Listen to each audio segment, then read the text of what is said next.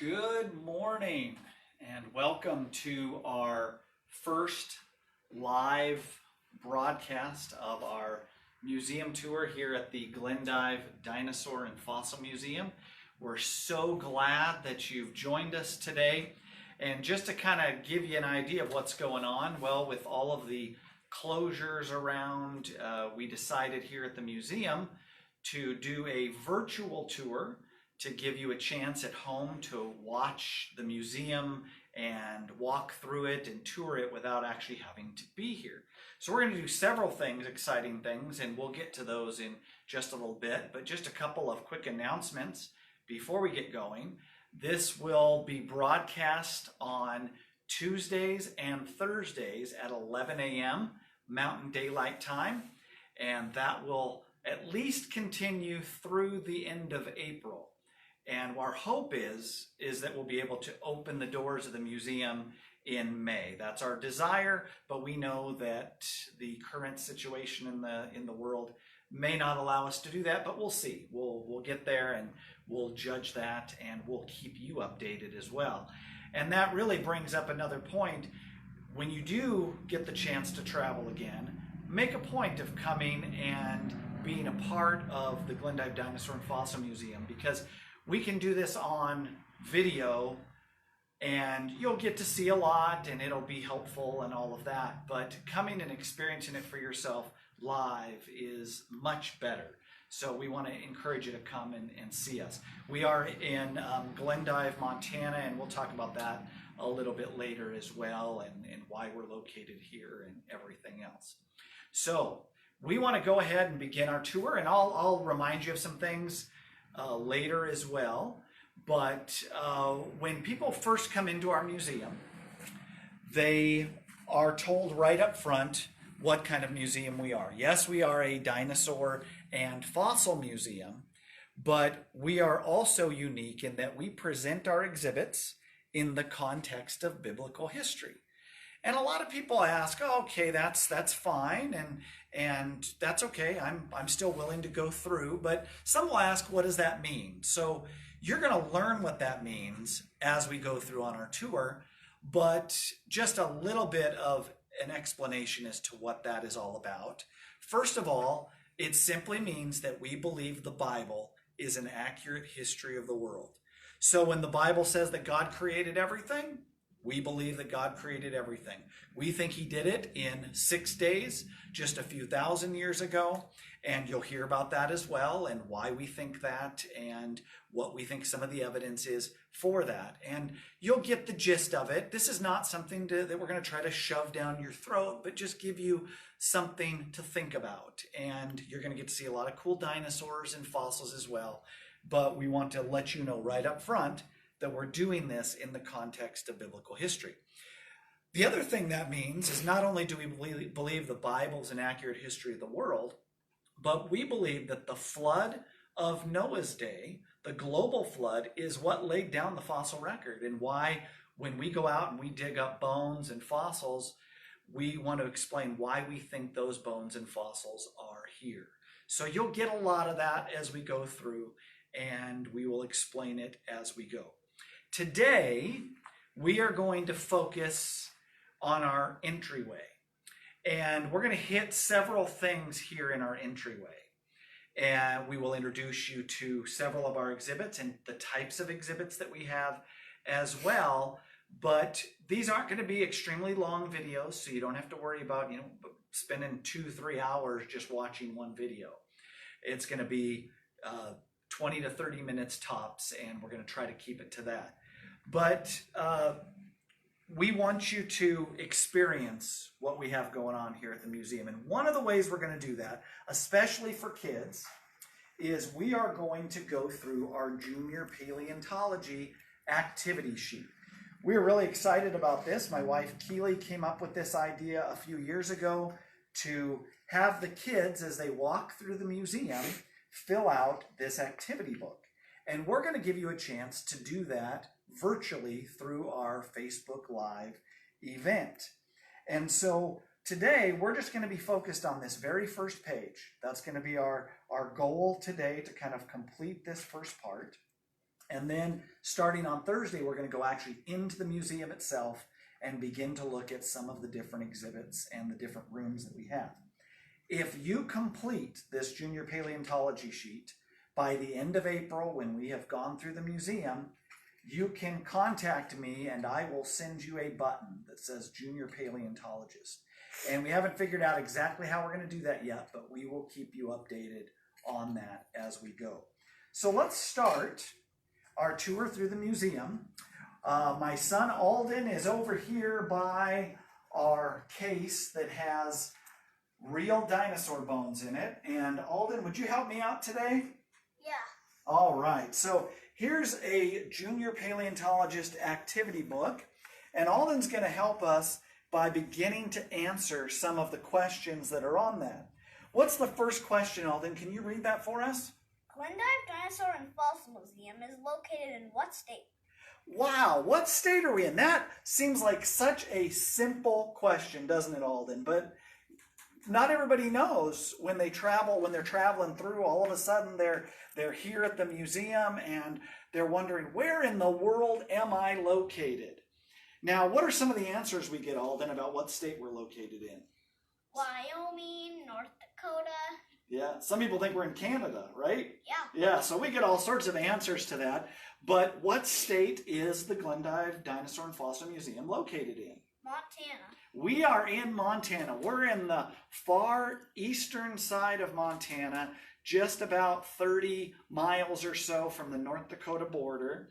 And one thing we're going to talk about later is why we find dinosaur bones here in Glendive. And we're going to talk about what's called an anticline.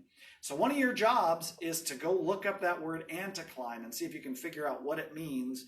And we'll explain how that is why we find dinosaur bones here in Glendive and maybe other places don't. So we will explain that. Now, look at this case right here. So why don't you read the next question on the junior paleontology sheet, Alden?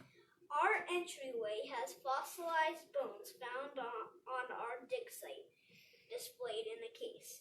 Name one dinosaur the bones come from.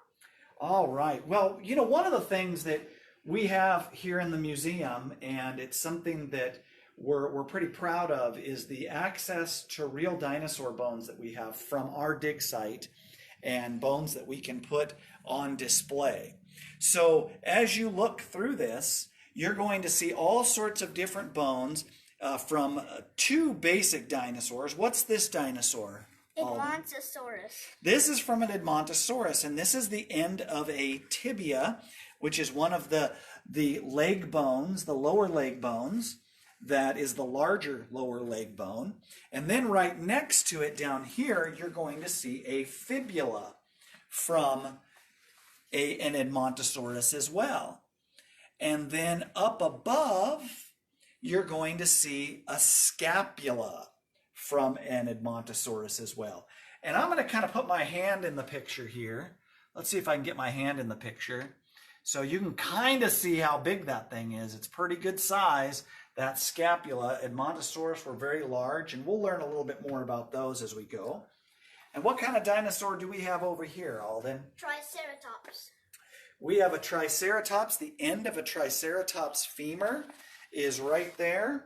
And so on your sheet, if you have your sheet with you right now, I want to encourage you to write down one of those dinosaurs. So it'd be either Triceratops or Edmontosaurus.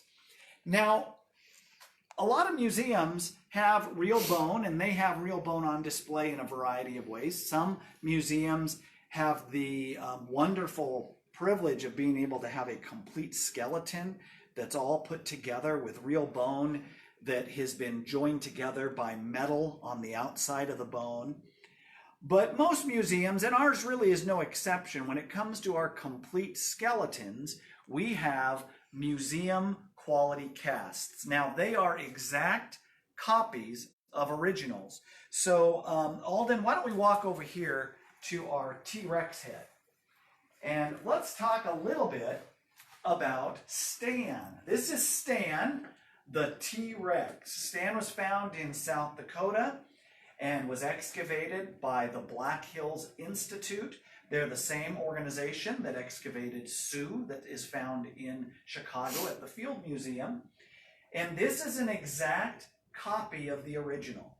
So you can tell a lot about a dinosaur from the cast. And so let's just kind of talk through this cast a little bit, and then we'll get to the next question on your sheet. First of all, people like to ask the question, so why do you display casts and not the real bone? Well, that's a great question, right, Alden? I mean, that's something a lot of people ask and want to know. Well, there's several reasons, really. First of all, the amount of good T-Rex skeletons is very small. Now, there have been a lot of different T-Rexes found, but as far as good skeletons go, there's less than 20 good skeletons in the whole world. And so not many museums could have them. And we all know the idea of supply and demands. If there's not very many of them and a lot of people want them, they are very expensive. A good T-Rex skeleton sells for about $1 million per 10% found. So that's a lot of money, isn't it, Alden? Would you like to have $1 million? Yeah. Yeah, I think a lot of people would. Now, when it comes to casts, the way you can tell this is a cast is you can see that the metal that is holding it up is on the inside of the bone. You can see the rod there that goes up. There's metal that's going to go through the neck, and then there's metal that goes into the skull as well and holds it all up. You wouldn't do that with a real T-Rex skull because you'd have to damage it to get the metal on the inside. So if this was the original bone, you would make little metal saddles that would hold up the vertebrae, and you would have metal holding up all of the skeleton. In fact, the skull would probably be on some kind of table holding it up because it's just too heavy to put up on display on a full skeleton. But casts are very, very cool because they show the exact nature of the original. In fact, the people who made this is the Black Hills Institute, and they have access to the original bones, and so they make a mold and make a cast from those molds. So a couple things about Stan. Stan was a fighter. So look at his neck right here. If you can kind of come in and get a look at that bulge in his neck. At one point, Stan had a broken neck or some extreme damage to his neck that began to heal. And that bulge is the healing that began to take place on the neck. So he probably had some fused vertebrae and couldn't move very well. And the other thing is right here, his eye socket had been broken, and there's signs of healing on all of these injuries. And then up above, if you can get kind of a picture up above, it's kind of hard up there. Part of the top of his skull was ripped off, and that hole in the middle right there is about the size of a T-Rex tooth. And so he might have been battling another T-Rex, and he survived, at least for a while, to where these things begin to heal.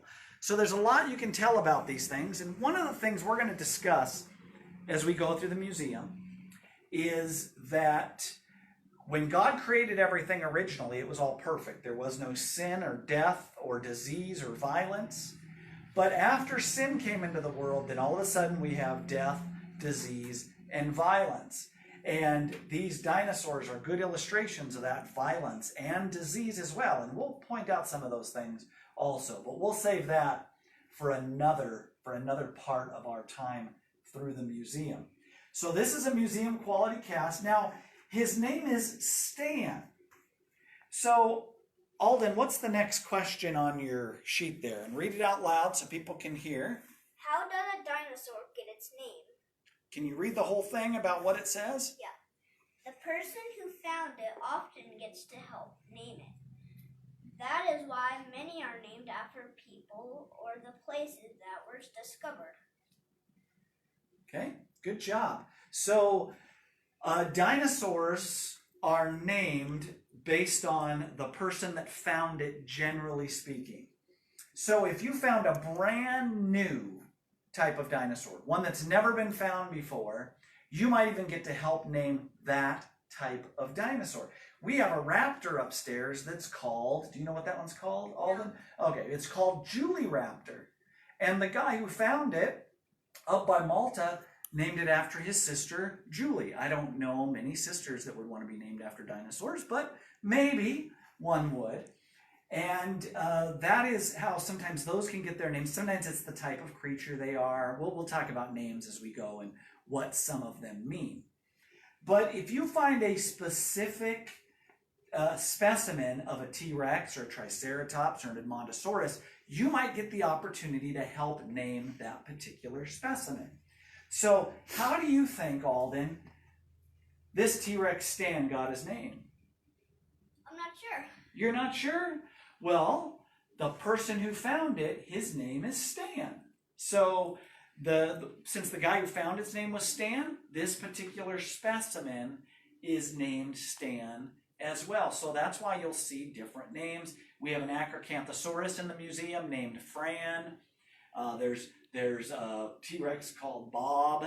I didn't find it, and my name's Robert, and I don't go by Bob. If I found one, I'd call it Robert. But if you found one, so with what you know about skeletons and all that, Alden, what would you name a dinosaur? Wolverine. Wolverine? Are you a Wolverine? No. So why would you name a dinosaur Wolverine? Because in cast they have like iron inside of them. Oh, that's good. See, in cast they have metal inside the bone. And if anybody knows anything about the X-Men, Wolverine has metal for a skeleton, so that's a pretty cool name. All right, good job, Alden. So now the question's for you as you're filling out this junior paleontology sheet. What would you name a dinosaur if you found it? Would you name it Tom, Bill?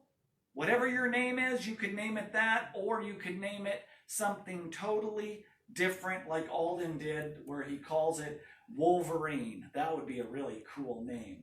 Now, when you find bones out in the field, they don't have metal in them, but the casts have metal in them, and then if they put the real bone together, they put the metal on the outside.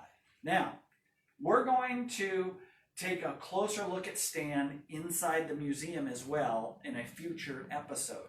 But we want to explain again what kinds of things you're going to see as you go through the museum. So we have real bone. If you can show us the real bone again over there in the glass case. We have real bone in our museum. We have casts in our museum. So if you look right up above you, there's an Allosaurus cast skull.